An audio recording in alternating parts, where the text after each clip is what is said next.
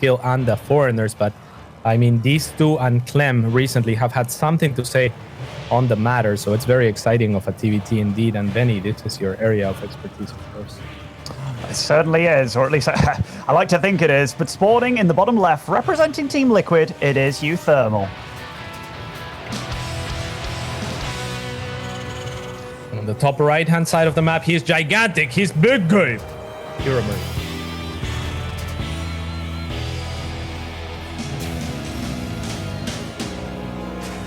And for those of you who are interested, he is actually streaming his own first-person perspective right now, also over on Twitch. So it's very exciting times that he's able to put that aside and still focus on the game at hand. Now, TVT, this is one of the new maps. It's big, it's large. It's not necessarily like ridiculous in that sense. I actually enjoy this map a lot, but both these players are opting for double gas openings. Now, very often, TVT used to be all about like 3 openings. You'd have the double gas build, which was kind of defensive. You get out of fast factory. You'd still go for an expansion, but a little bit later, a little bit safer. That was good against the Proxy Rex build. The Proxy Rex build with the 2 Proxy Rexes, that was good against the fast expansion builds, and the fast expansion build was kind of good against this build. Now, the Raven, in fact, sorry I'm talking so much, guys, but the Raven build kind of threw everything through a loop, because Ravens, the earlier you get them, the more energy you have. And they've gone through certain changes, like turrets. You know, they used to last forever, then they last for very little time, but they're exceedingly strong. But the fact that both these guys are opting for something very safe and like very respectable of your opponent, that's cool to me, because now we get to see what both these players are truly made of when doing the exact same thing against one another. Yeah, one thing to bring up is the statistics between these two players. 20 to 19 in series scores favoring HeRoMaRinE. So, I mean, you know, this was bound to be uThermals, right, for the 2020? 20 to 90, that is incredibly close. And that just shows, and that's in series, yeah? Yep, I believe so.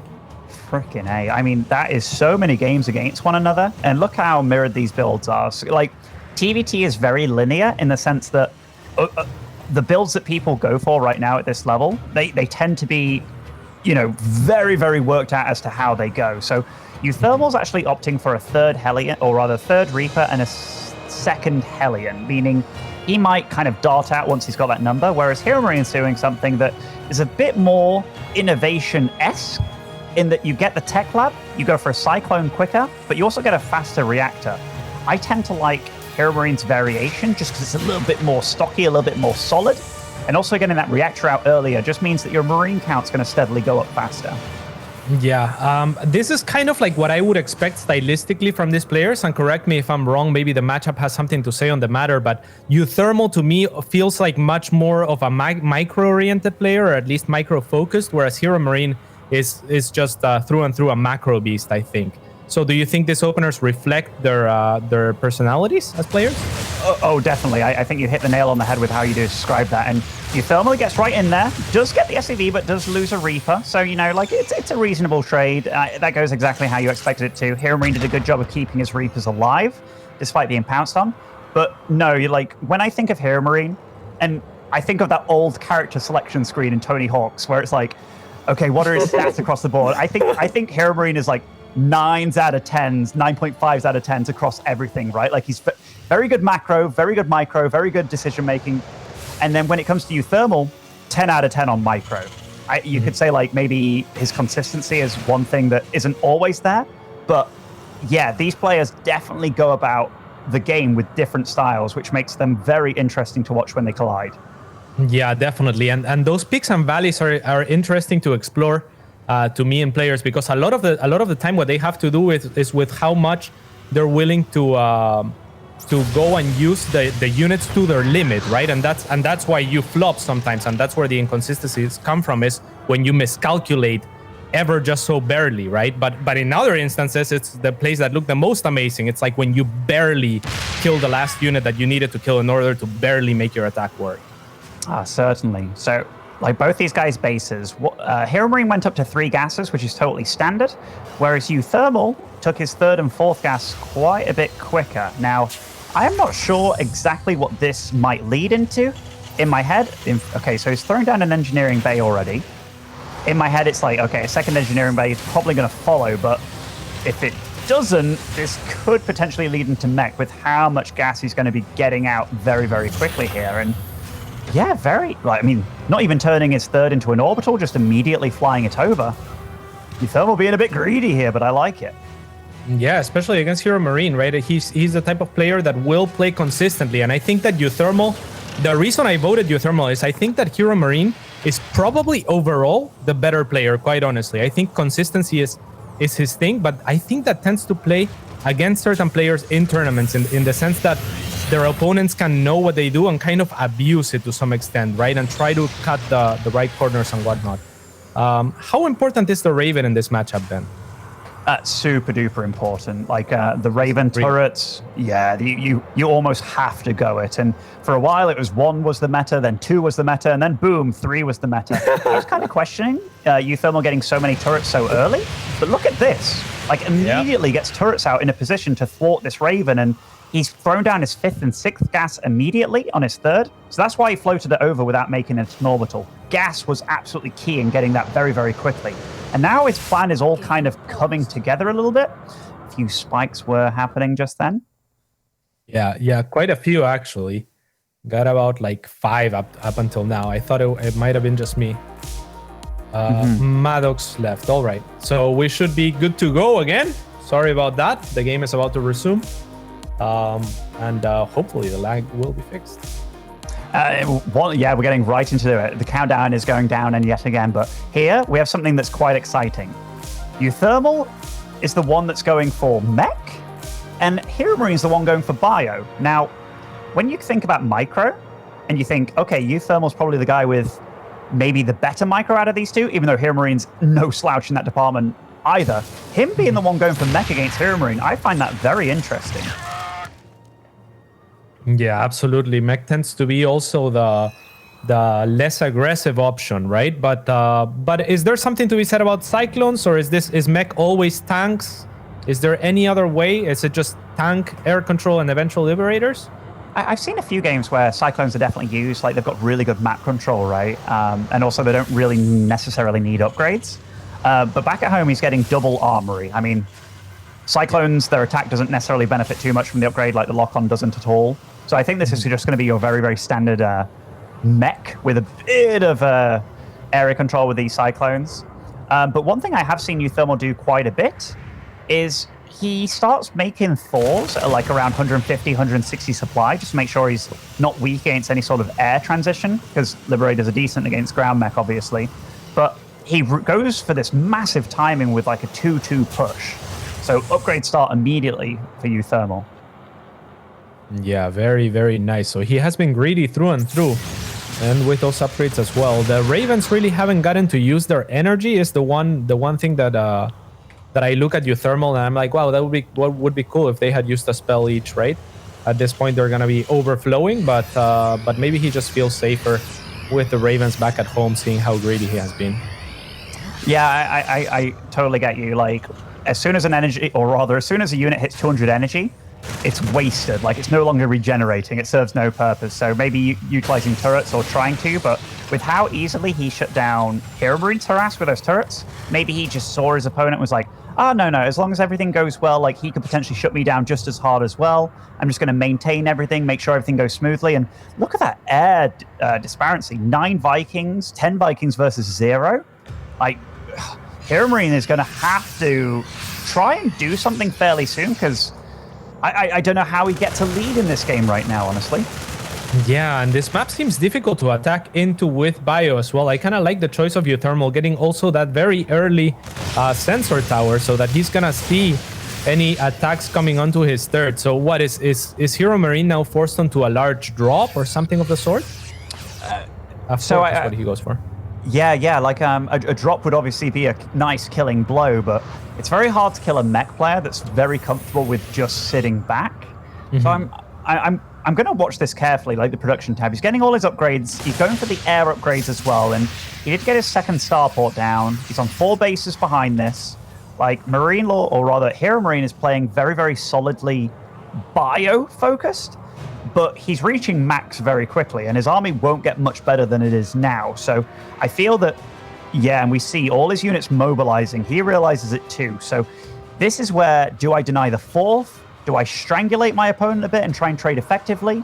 And we do see those fours coming out from uThermal, like I talked about earlier. Even getting medevacs too. Like that would be for the Hellbats, I suppose, for healing, maybe adjusting the Thor's position as well. It's very cute play. Yeah. HeRoMaRinE standing right outside of the sensor towers, now choosing to overlap a little bit over the sensor tower. He was very diligent about not showing. There's scans that there's 2 tanks, and that's gonna be enough to deter him.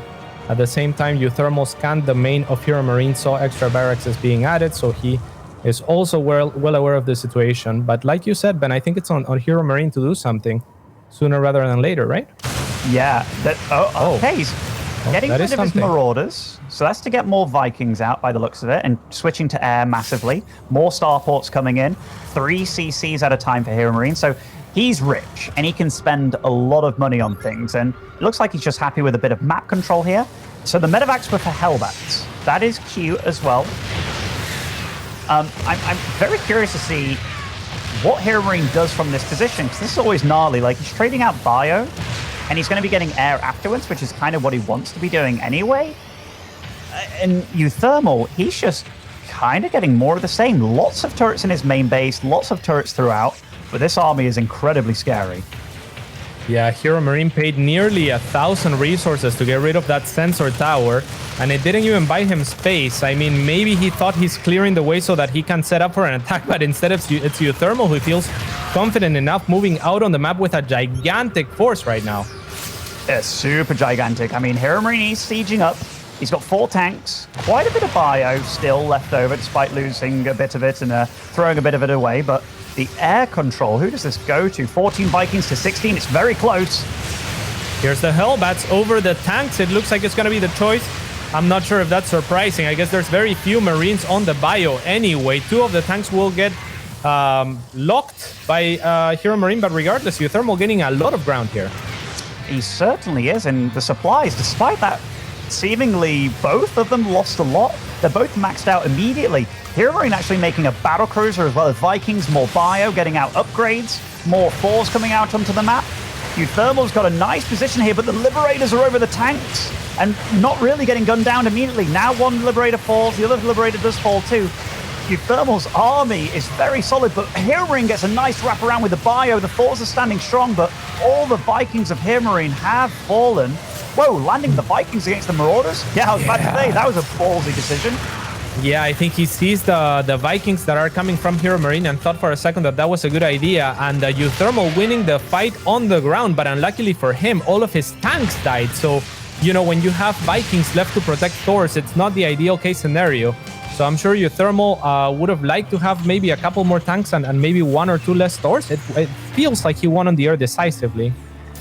Yeah, I think one thing that also came into play there was his 2-2 wasn't finished for a lot of that fight. Like we see his +2 armor is getting upgraded now, like it's very close to the end.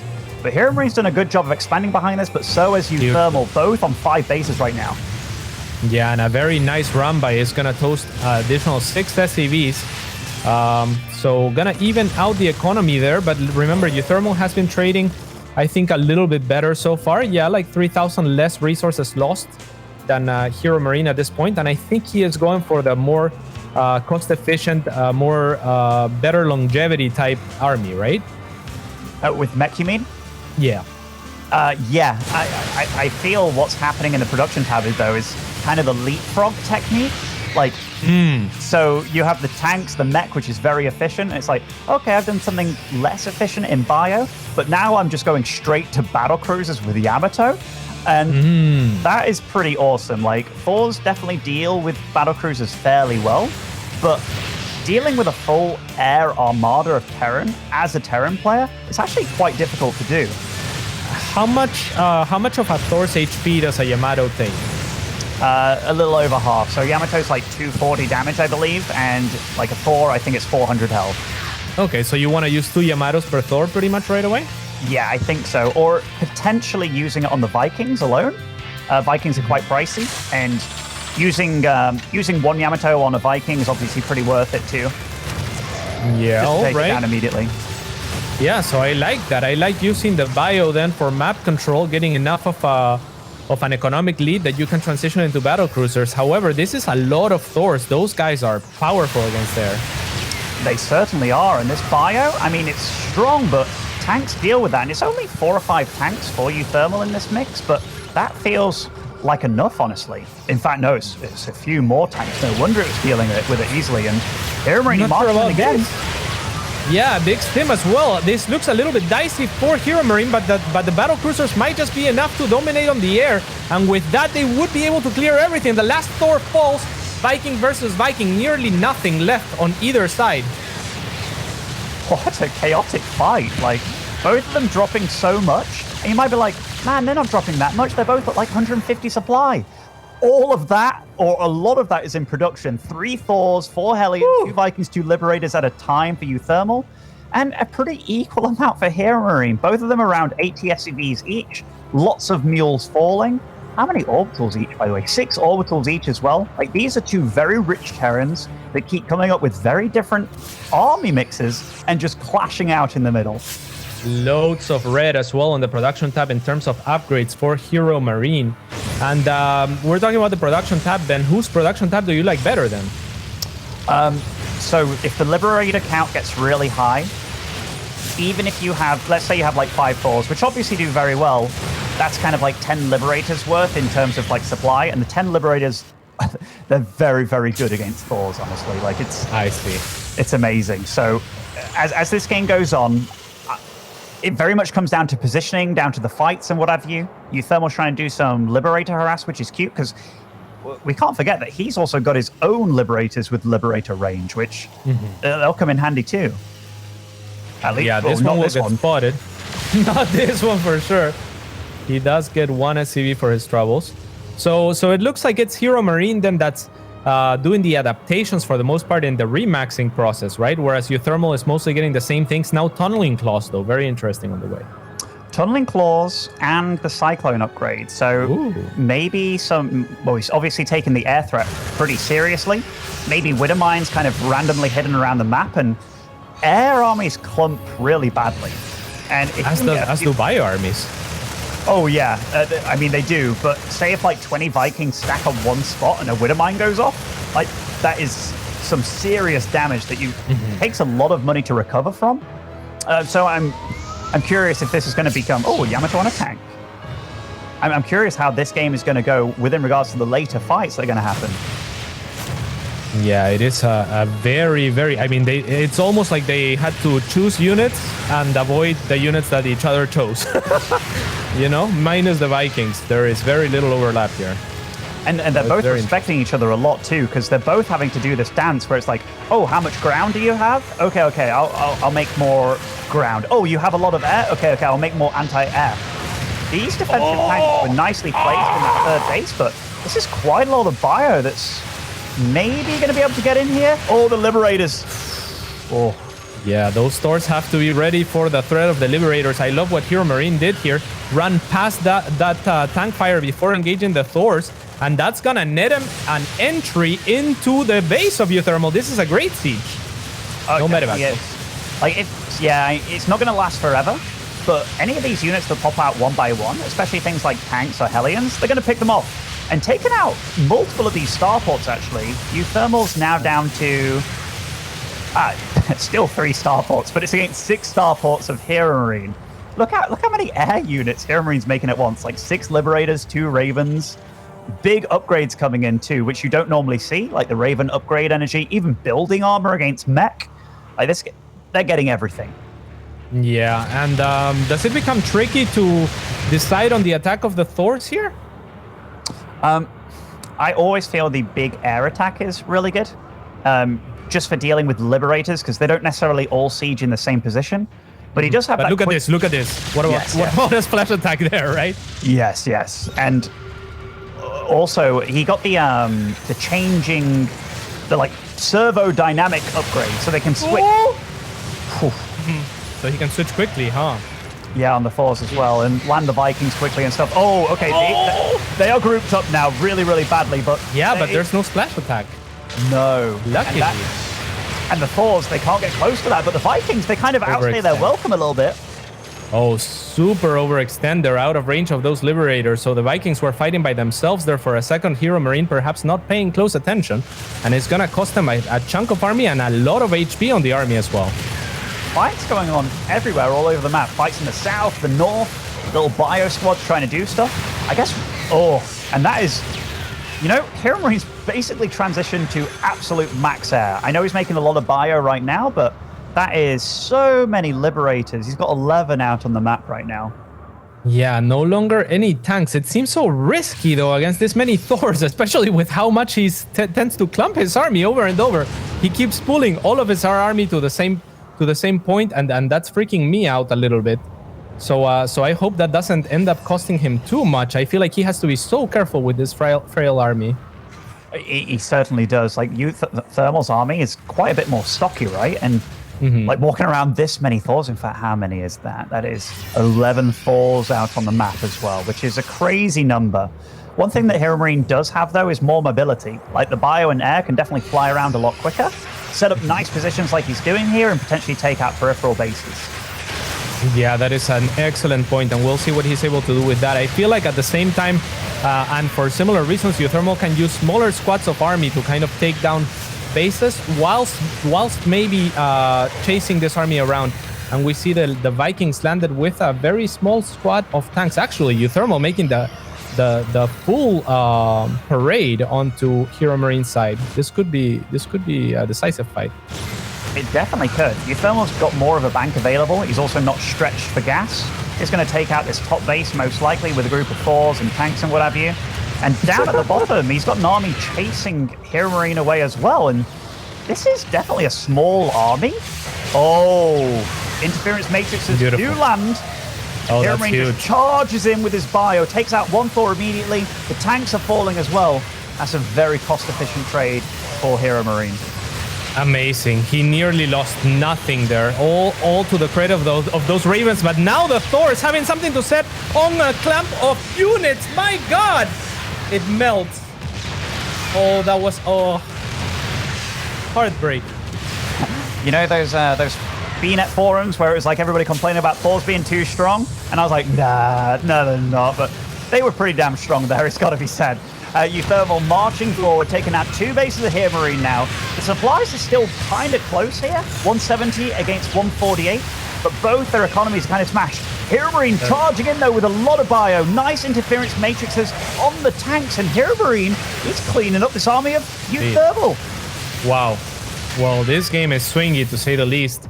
uThermal now with the economic lead, but HeRoMaRinE will have map control, so will be able to re-establish some economy for himself. And yeah, those Ravens have really been the heroes on the very few tanks that uThermal has. Because there's so very few tanks, the Ravens seem to have been enough to just kind of make it so that Marauders and Marines can rule over the remains of the army of uThermal. Yes, definitely. And HeRoMaRinE, though, he's getting stuff done. He deflects the attack at the bottom and kills a base on the far left side of the map. And even though, in fact, his economy, it's absolutely butchered. He's down to 300 minerals per minute.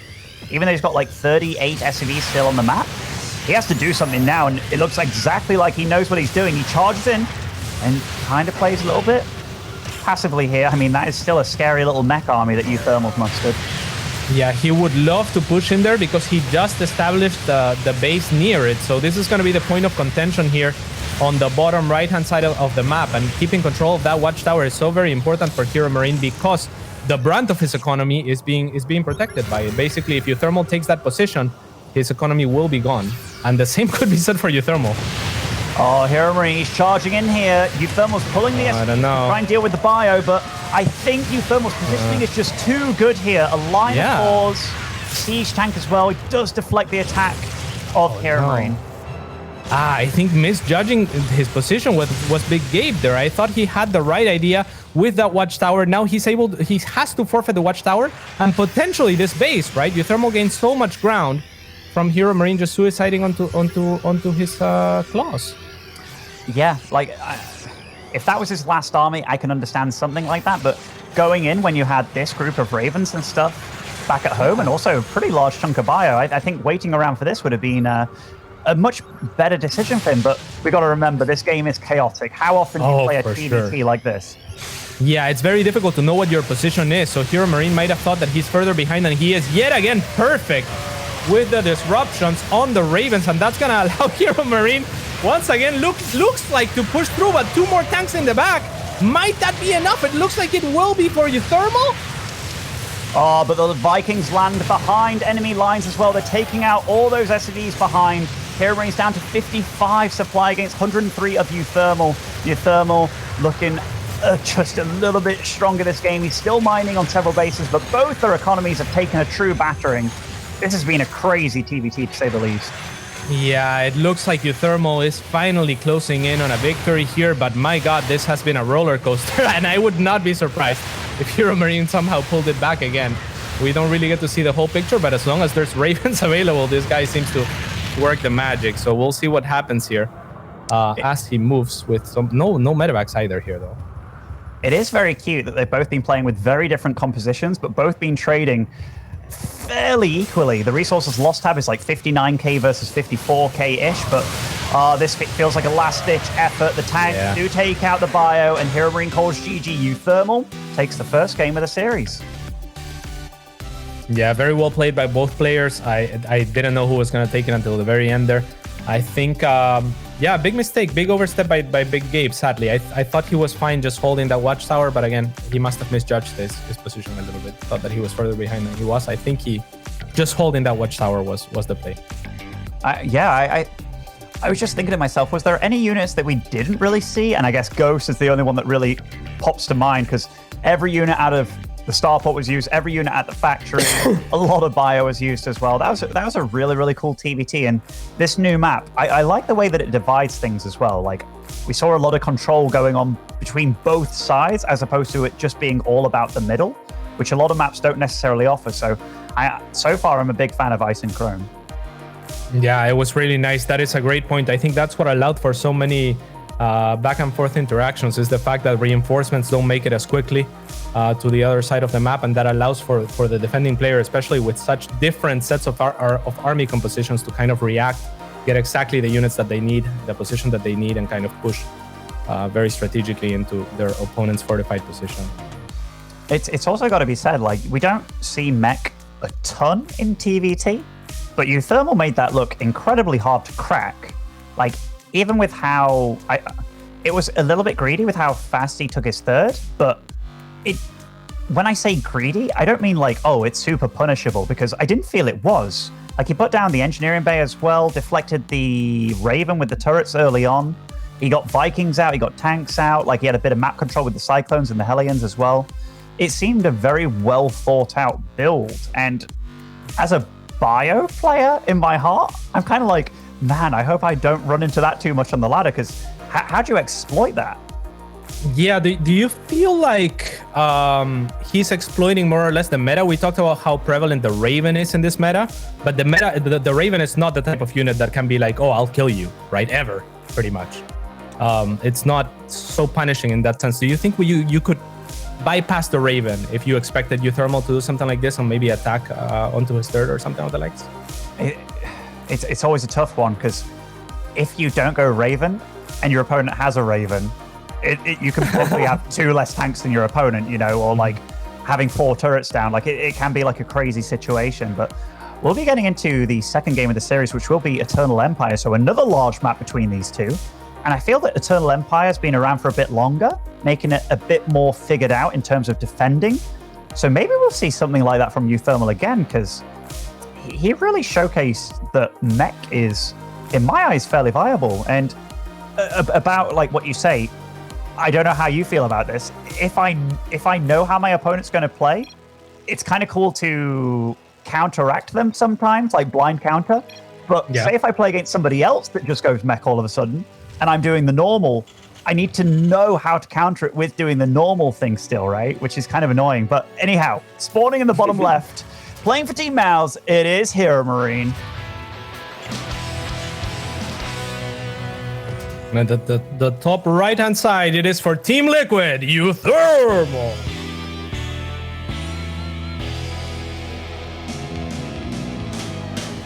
Ooh, nifty. It's two of them too. How do you feel about this one, Kat? I like it, and I think this is one of the things that uThermal excels at. Almost makes him almost predictable to some degree. I feel like he proxies once a series. It's just a thing that he likes doing. So I will say something about HeRoMaRinE, which is I feel a weakness of his because he streams so much. And maybe he doesn't feel this way, but I feel that Big Gabe is very much I do this strategy on this map, as opposed to like kind of mixing up which strategy he does on which map. So uThermal going for this, and it looks like HeRoMaRinE is going for the expansion. We talked about that weird rock, paper, scissors scenario between builds, and this is a very large map, meaning that SCV is going to get over to the other side of the map pretty late as well. Oh my gosh, is that a third barracks? It is. Oh my God. Look at the SCV so close, but he doesn't scout. He doesn't spot any of the barracks. That is so sad. He didn't even mind the minerals there. He does go back home, though. With that, he doesn't plant down the CC because his SCV within the base of uThermal did see, okay, you've got no barracks here. And immediately throws up 2 bunkers in good locations as well. I really like this kind of crisis management by HeRoMaRinE. He's definitely paying a lot of respect to this, as he should. Yeah, and it is going to be Reapers, and both of those bunkers accounting for the potential of Reapers. The first one also well positioned for potentially Marauders. Now confirming that it is Reaper, he's going to be pretty happy with the bunker to the right as well. He certainly is, but he's kind of stopping that Reaper from kind of getting in the bunker. Oh, no! Oh, no. Oh, no, he gets the first Reaper as well. This is devastating for HeRoMaRinE, and losing that, it's such a big deal because you only have one production facility, but he gets to surround on the second or on the first Reaper of uThermals. He's kind of back in it. All right, and factory finishes as well, so uThermal unable to stop. Does Big Gabe stand a chance? I was gonna ask you how do you come back from this? Then he surrounds the first Reaper. Will he do it again? Looks like not. This is super problematic. I mean, 1 Marine at a time. Yes, the Hellion will pop out soon, and that is a big deal. 2 Marines out now, but 4 Reapers in the base, and the 2 Marines do fall. Okay, 1 more Reaper does fall for uThermal, but 3 Reapers get away, and they're going to be healing now without taking any damage. Oh, this is such a dicey spot for the young German. Yeah, and with that SCV, uThermal knows that the SCVs of HeRoMaRinE are still here, which just means he's not going to jump up with the Reapers for the time being. He knows mining time is being lost regardless. Now, daring to go in as soon as another Reaper arrives. A little bit greedy from uThermal, and this might end up costing him not even going down, is his Hellion. Oh, wow. This was a really nice hold by HeRoMaRinE. I thought it was looking kind of bad after losing the Reaper and all the Marines, but man, HeRoMaRinE just danced around that bunker, and maybe staying near the bunker was a bit of an error of judgment, but StarCraft 2, you have to make quick on-the-fly decisions in the blink of an eye. Yeah, I feel like now HeRoMaRinE with complete control of this game, where he had such a difficult position. I feel like uThermal could have even just contained, maybe dropped a CC upon seeing that basically HeRoMaRinE was mining nothing, right? But instead goes in with the 6 Reapers, tries to go for the kill, and that's gonna cost him the game. Wow, what a swing. And it's gonna be a 1-1 tight series. If I'm HeRoMaRinE, I'm so happy about that win. Yes, and that goes out to the all those non-scouters out there that are like, oh yeah, non-scout. HeRoMaRinE was careful. Like, he scouted with the SCV when he went for the expansion, which was really, really smart, because then he didn't put down that CC, which absolutely helped him so much in that game, because if he threw that down, instant lose right there. 3 barracks going down. But yeah, got to give HeRoMaRinE credit for his composure. He held very, very well despite things going wrong. And that kind of sucks, for uThermal. He fought super duper hard to get that first map win, 26 minutes, and then kind of HeRoMaRinE just evens up in 4 minutes, basically down to him going for something a bit cheeky. And it's gotta feel bad, because I feel like if you're uThermal, you feel like that was within your grasp, right? You feel like you could have made better decisions. You feel like you got yourself in a good spot killing that first Reaper. You probably already get the tingles that you're gonna win the series, right? So definitely tough. I mean, we've all been there too, where you feel like you're gonna beat someone that is, a relevant victory on a large stage, and then it slips, and as you feel it slipping, it just feels so bad. Oh yeah, definitely. And that SCV surrounding that first Reaper, after killing the first Reaper, that was kind of like like a yay for uThermal, and then like a oh no, like it all. Oh, such highs and lows so quickly in StarCraft 2. It really is a game that keeps you on your toes to the bitter end. And now the third map between these two will be Everdream. Again, this is a map that's been around for a little bit of time now. There's the rich Vespane gas, but it doesn't really come into play again on this map. But I'm very curious to see, again, what their openings are going to be. It could be very, very, very dynamic TVT. Absolutely. And you know what, Ben? What brings me a memory this whole conversation is one time on IPL, we played each other. I think that it was 1-1. And I felt like I did so much damage where you were down to like nothing. And then like 1 or 2 Banshees showed up and killed me with Cloak. And it was exactly all of this that I'm talking about, where it's like, you know, you feel like you're going to win. And it's, you know, it's you in that case, a player that was definitely favored against me. So I thought, oh my God, I'm about to beat the Muslim. And then nope. Well, thank you for that story. Spawning in the top right as our blue Terran, it is uThermal. And in the bottom left-hand side, it is HeRoMaRinE for mouseboards.